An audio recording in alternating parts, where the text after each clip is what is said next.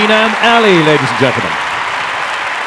Now, can you please welcome, as we move from father to daughter, the producer and director of the British Curry Awards at the tender age of just 17, but showing brilliant organisational skills and looking stunning tonight. Ladies and gentlemen, Justine Ali!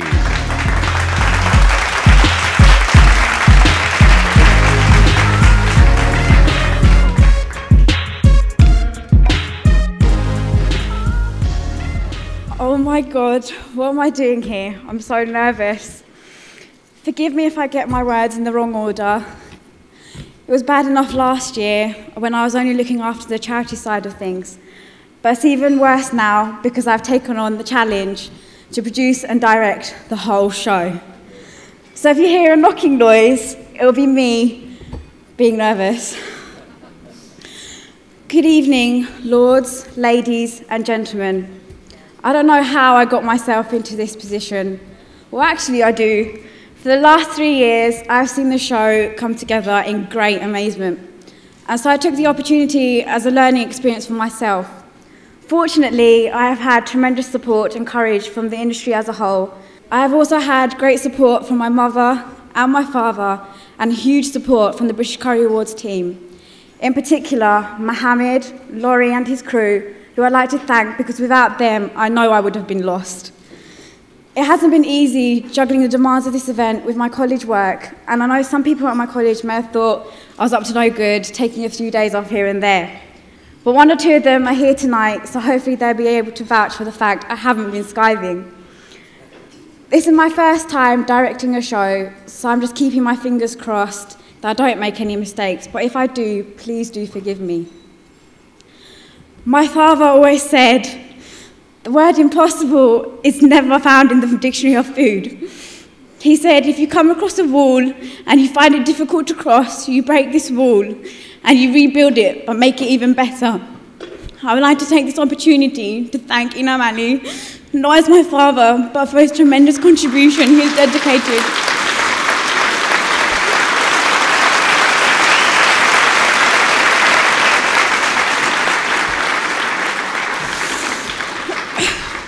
He has religiously dedicated himself to the spice industry and is a role model to us youngsters.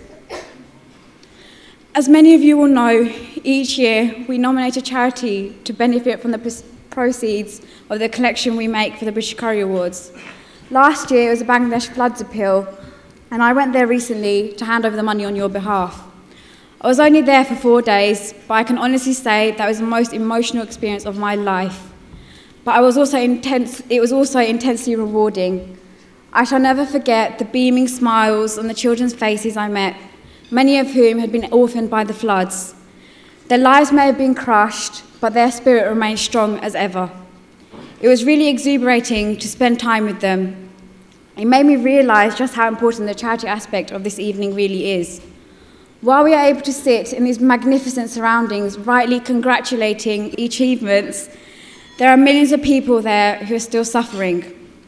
So, I hope you'll show your usual generosity by digging deep into your wallets to support this year's nominated charity, the James Whale Fund for Kidney Cancer. Here to tell you a little bit more about how you can help, the man himself, LBC broadcaster, Mr. James Wales.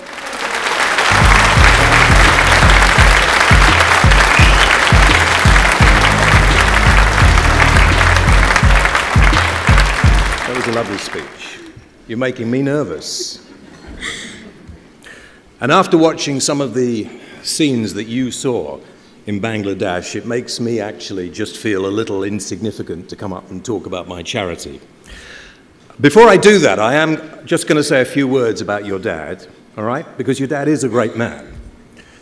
And his family has been touched by the same cancer that I've had, and I'm not going to go into that now, but I'm sure that at some stage he may.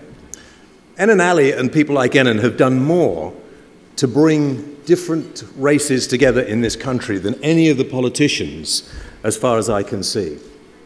And I think all of you here who probably do more to mix cultures than anyone else in this country should give yourselves a round of applause now, because I think you deserve it.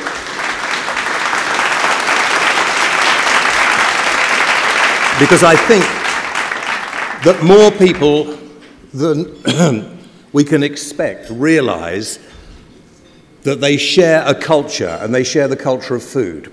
And you know, for people who have cancer, it's not nearly as bad, let me tell you, as it is for those people who have to live with someone who has cancer. My wife, Melinda, down there, has done more for me than anyone else, and I can assure you it is much more difficult for her than it is for me. Because I didn't realize until the cancer affected me just how important charities can be. Charities that give people a focal point so that they have somewhere to go when they need help and understanding. Our charity is very small. One of the reasons, of course, it only affects very few people. So I implore you tonight, please give as much as you can afford. The envelopes are on the tables in front of you. I'd like to invite a friend of mine, an incredibly well-known friend of mine. I like to think of myself, the name of my new book, of course, Almost a Celebrity. You didn't think I'd get a plug-in, did you? Was that good? That is good. Everybody knows he's king of the jungle, he's king of entertainment. Ladies and gentlemen, please welcome Mr. Christopher Biggins.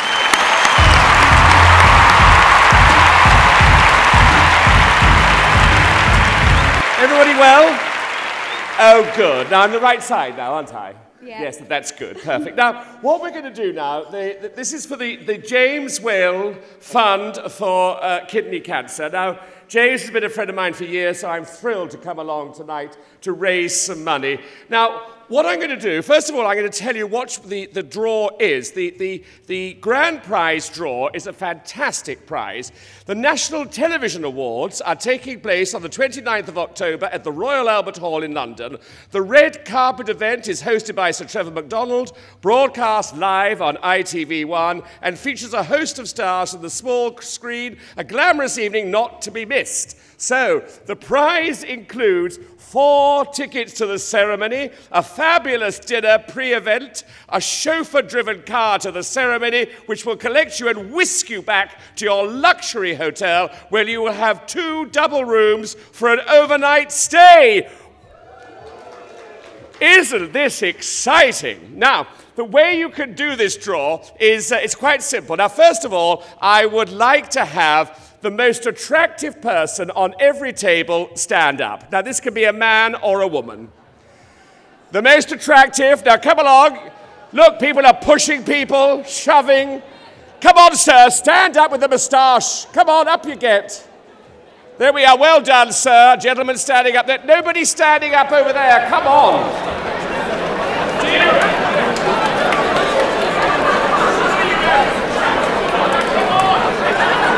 On your table, you are now the team captain. Will you please give them a huge round of applause?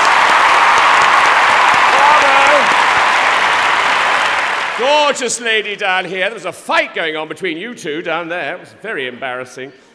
Right, very important. So what you do is you individually put the money into this envelope, or the credit card number. Then our beautiful team captains will go and collect from everybody, and later, don't sit down yet, madam, I haven't finished with you, up you get, and we'll later come and collect your envelopes. Thank you so much for being so good, and I hope someone wins this fantastic, wonderful prize. Thank you very much indeed. I would like to thank Christopher Biggins and James Wales. All I have left to say is thank you, and I hope you enjoy the rest of the evening. It gives me great pleasure in introducing my co-host for this evening from BBC's Dead Ringers programme, Mr. John Coleshaw.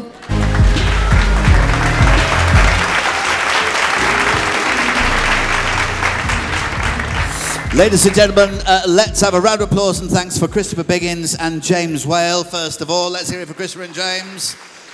And let us have a magnificent, huge round of applause for Justine. Justine, you were superb. Thank you for your beautiful speech, and thank you for producing and directing the entire show. Ladies and gentlemen, you've been a joy to work with so far. Thank you so much. Let's hear it one more time for Justine. Thank you so much. Thank you.